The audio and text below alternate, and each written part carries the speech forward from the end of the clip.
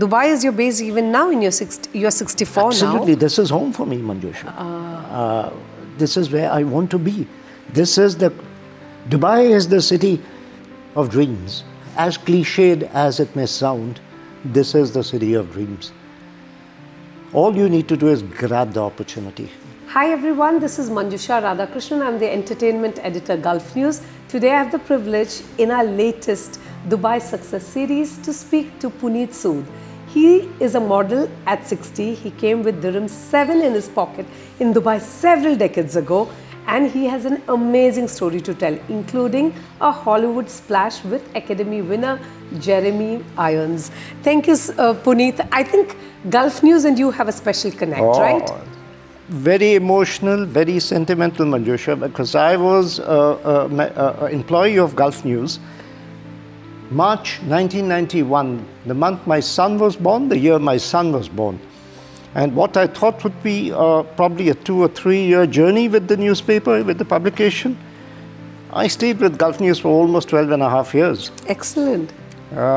Very privileged, very honored, and when I go down memory lane, that I was part of the team which launched Friday Magazine, an iconic publication again, which I think set a benchmark for magazine, especially when it was a magazine associated with a newspaper. Very proud to be part of the team. You know, but what I find fascinating about Puneet, your journey, is that you reinvented yourself at 60. Every Indian person who lives in Dubai will tell you, after 60, I'll go back home, have a retired life. But you seem to have begun life. You seem to have, you know what, started exploring your vanity side, as so to speak, because modeling is tough. What was that like? What made you become a model at 60? That's a very interesting question, Manjusha, because I hate to use the word retire for starters, because to me retiring is like retiring a car which no longer works, you know, and I still had enough of steam in me, enough of fuel in me. Let me be honest with you again, Manjusha. The detractors, they had the knives out even before I was off the blocks. Really? 60, they said. He doesn't even have chiseled abs. He doesn't have a hair like which could put a lion's mane to shame. And at 60, he should be warming his bones in the sun, playing around with his grandkids and making frequent trips to the Bacala. 6 years later, in almost 50 plus shoots, I am proud to tell you that yes, I am doing the rounds, but I'm doing the rounds of sets. I am warming my bones, but I'm warming my bones shooting outdoors. And yes, I still find time to play with my 3 granddaughters. No, I love that. I love that. You proved every detractor wrong, because it's such an ageist world we live in. Forget sexist, that's Yes, one. yes. But there's also ageism that you deal with. And you just said that you were on the brink of like self-harm. Indeed. And then you decided, you know what, there must have been that point, right, while you were really, things were looking very dark. Who was that one person, or what was that one event that said, you know what, I'm just going to survive this? Again, that's a very interesting question, Manjusha. I was sitting with a friend of mine, actually he was a client of mine, and we were having coffee together. And, he looked at me, he said, "This is not you. Why are you feeling and looking so down?" And I said, well, I spoke about the disease to him. And then I noticed, Manjusha, that the man had a worried look on his face as well. And I said, "Everything okay with you?" And he glanced out through the window of his office, and there was a shoot. And I didn't even know what a shoot was, speaking very honestly with you. And he said, "You know what, we're shooting a commercial in our stores down there, and the gentleman who was supposed to play the grandfather hasn't turned up, and we've got the entire team down there waiting for him to pop in." I said, well, and then he looks at me and says, "You know what? Why don't you do it? Can you play the grandfather?" And the look I had on my face, I said, "What?" He said, "Yes. Can you play the grandfather?" He says, "It's very simple. Just walk up, smile, and go away." Right. And it was a blink and you miss 3-second scene, Manjusha. I shall never forget. It was the first ever shoot in my... Where was it? Which locality are we looking at? This was in Dubai, one of the big stores out here. I It see. was a furniture store, and I did the scene. Lovely. And then, you know, in those 3 seconds, Manjusha, it struck me that a model doesn't necessarily have to be young. A model doesn't necessarily have a Gregory Peck-like jawline. Chiseled one. And a model doesn't need to have hair. And I said, look, I think I've made it. I'm a star. And I went home and I told my wife, I said, forget the coffee. I'm a star, honey. I've done a 3-second shoot. That was a the childlike excitement I experienced that day. But that is where it all started. I love that. And then one thing, led to another, and slowly but steadily word spread around that this gentleman with these sinister, old, ugly looks is available for modeling. He is something different. Give him a crack. I remember during COVID, Manjusha, I was asked to audition for a Dubai tourism ad. I had no idea, no inkling of what the role was all about and who was I going to be paired opposite. To cut a long story short, I was paired opposite Jessica Alba and Zac Efron. No way. Yes. No way. That was- now that's what I say. Dubai is one place. Who would have thought, Puneet, working in Gulf News, running marketing campaigns. You know what? I'll share the screen space with Jessica Alba and Zac. Tell me about their hair. I'm sorry. Both of them have such cute looking Gorgeous hair. Gorgeous hair. Did you feel bad? Well, I felt special because during the shoot, I stood out because I had no hair. Well done, you. So I I didn't like feel how bad at all. optimistic you are. I am. Puneet. You're like, you know what? Forget the golden curls. It's okay. I'm good. I'm good. But what was it like? Tell me all about acting with Jessica Alba and It was a Zac Efron. fascinating experience, Manjusha. I still remember that it was a 6-hour shoot. It was COVID, so there were the obvious rules and regulations which were put in place. And we shot, if I remember right, we shot at the Dubai Opera House. Oh, lovely. She was sitting 10 yards away from me with her entourage, and I had, again, for the first time in my career, I had a chair to myself. I was not sharing sitting space with any other star over there. And if I remember right again, I had about 3 lines to say to her. And then she responds, and then Zac comes on, takes a picture. He had a couple of lines. I just said to myself is that I am who I am, and I had simply to build up the self-confidence in me, that it was me. I promise you I was not overawed. Okay. It must go to the credit of both Jessica and Zac that they made me feel absolutely... In fact, yes, now I remember. During a break in shoot, we were having a coffee, and she said, you know what, you remind me of my grandfather. Oh. You got grandfather zoned, grandpa zoned. Completely at ease, Manjusha, because that kind of broke the ice between us, and the whole thing went off like a breeze. Excellent. Shortly after that, I did a small little cameo with Shah Rukh Khan as well.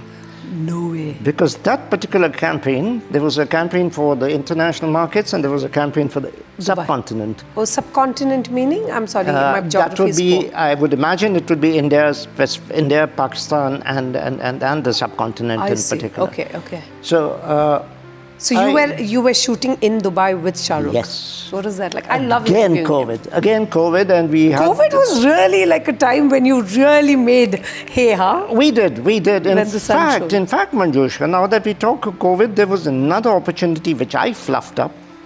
I got a call from Mumbai, from one of the casting homes over there, and they said, look, we've seen your this and we've seen your profile.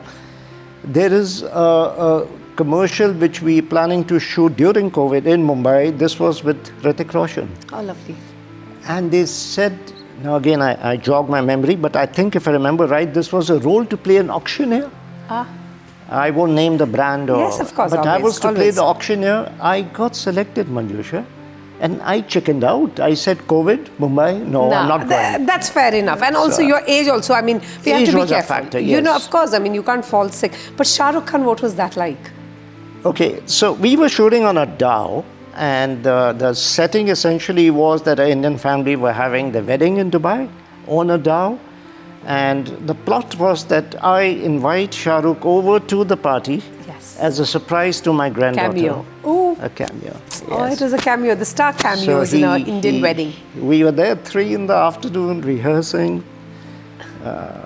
The great man himself, he drives in at about 8:39 in the evening. He gets Fashionably out of late, his isn't car. it? Sorry? Was he fashionably late? He was. He was. He's always he late was. for But then I said to myself that someday I shall be fashionably late again. No, I'm just kidding. That's it. I want to be as famous as Shah Rukh, where time starts when I get into the room. He said that. How well said. He said that Did he? at a press conference. He actually Okay. said, time starts when I enter the room. I was like, did you say that? I don't know. It's a part of film. But that's a folklore. very powerful statement, It is. isn't Time it? starts when I enter the room. I love it. I don't know if it is an Amitabh Bachchan line. But anyway, going forward, yeah, he's fashionably tardy. Yes. But yes, so what was it like with him? So he came up, and very rightfully so, he said that let's keep a distance. It's COVID, and I could fully subscribe to his concern. Yes. Essentially, the whole scene was a dance celebrating the wedding. He walks up the stairs of the dhow, knocks, comes in, and everybody goes, Shah Rukh. And you are the grandfather who made it I happen was the for grandfather who granddaughter. essentially receives him at the door, but unfortunately, I think that piece of script which we had was edited. So you did not feature ultimately in the No, ad? I did, but Okay. again, it was a you blink and you miss me appearance. Okay. But that's the I thing did. with... I was again 2 feet away from the man. Yes. You came to Dubai with 7 dirhams in your pocket, and you were talking about passion, right? How you want to keep it alive. I think Dubai is one of the cities that's almost like a catalyst to dreams. Like you have a dream, it could happen. You could wing It it. can only happen in this city. I can assure you, it can only happen in Dubai, Manjusha. Why is that? Because there is a strange aura again about this city where it gives you hope. There are times you're in the dumps, you're thinking of what next, and then out of nowhere comes what next. I began my career as a door-to-door salesperson over here, Manjusha, and What were you hawking? I was hawking everything from branded T-shirts to keychains to baseball hats. You went from house to house. I went from office to office to office. And I still remember some of my clients who I used to. But there was a time when I sat down with my wife and we discussed what next. She was pregnant with a son. My daughter was 4. She's now 43. She was she's 4 my years age. old. Okay. Yes. Oh, lovely. And I told her, I said, shall we take the next plane back home? And she says, back home to what? We burnt all our bridges back home. What do you mean burnt all your bridges? Well, Manjusha, I come from a big construction business back home in India. Unfortunately, my father passed away when I was still in final year of college. I see. And what he had built, well, things didn't work out and we were literally back to square one. Okay. So you were born into wealth perhaps, and then it was ground zero. I would say that yes. You lost to answer everything your back question, we lost everything over there. Okay, and you had to start afresh in Dubai. Absolutely, it was ground zero. It was like tough, right? WTC. When you're born into privilege and then being penniless, Yeah, it looks great in movies, but in real life, oh my God, you've experienced the good things in life. I mean, imagine, Manjusha, in the 70s to be driven to college and school by a chauffeur in a car. I mean, that was, Privilege. It was a privilege in those days. So, yes, to answer your question, they were good times. But then we had to start from ground zero all over again. But what makes me proud again today is that I am self-made. I have, the children were, my daughter was 4 when we landed in Dubai, and my son was born over here in 1991. By the grace of God and by the grace of Dubai, they're both doing very well over here. My daughter and my son-in-law run their own business. Lovely. My son, who is now the proud father of a 6-month-old baby girl, he works with a financial services So company. Dubai has helped you, like, as well. Of course it has. I shall always... So you are, Dubai is your base even now in your you're 64 Absolutely. now. This is home for me, Manjusha. This is where I want to be. This is the Dubai is the city of dreams. As cliched as it may sound, this is the city of dreams. All you need to do is grab the opportunity. Last question. 64 years, we are going to get you into this debate about Coldplay. You know what is being Coldplay? Being caught in public Yes. with your office squeeze. Yes, and I then asked Andy my Byron. daughter-in-law, Manjusha, I said, what harm has that man done? Why has he been fired or why has he resigned here? What the hell? He was at a concert. Are you condoning infidelity, sir? I'm not condoning Haram. infidelity. All I'm saying is that he's been unjustly treated. He was just having fun at a concert, so what? He was with his HR lady. So what? The power dynamics don't happen. So what? You sound very unwoke. Living in a woke era, sir. I mean, frankly, I still can't get over the fuss which, it's all... Is it your 60 years you're not taking anything seriously? You're like, just let live. I don't. Take life so seriously. I just enjoy myself, Manjusha. If my wife You need glares to go at back me, home to your wife is listening right now. You're condoning Andy Byron, saying it's okay. The guy was having a bit of fun along so with what? the I told my woman. daughter-in-law- It's all consensual. I said this to my daughter-in-law, Manjusha. What did you say? I I'm said, so "Look, worried. What's all this fuss all about?" She said, "That for God's sake, he was the CEO and she was head of HR." Exactly. Because my daughter I'm is with an your HR daughter-in-law. specialist. She's a HR specialist. Now Yes. she knows the ramifications. And You I can't. said, so? I said, so? She said, what do you mean so? You think it's all... It's and power she asked me dynamics. precisely what you asked me. Yes. Are you condoning infidelity? Yeah, I yes. said, I'm not. I'm not saying the man just was having fun at a concert and so what then? Okay, he's got a very unconventional take on Coldplaying it. I'm sure Andy Byron would actually send you a special thank you note. I am an unconventional 66-year-old, Manjusha. Don't forget that. Yeah. On that great note, I hope you never change, and I hope your success story and your unconventional take on Coldplay remains so sassy forever.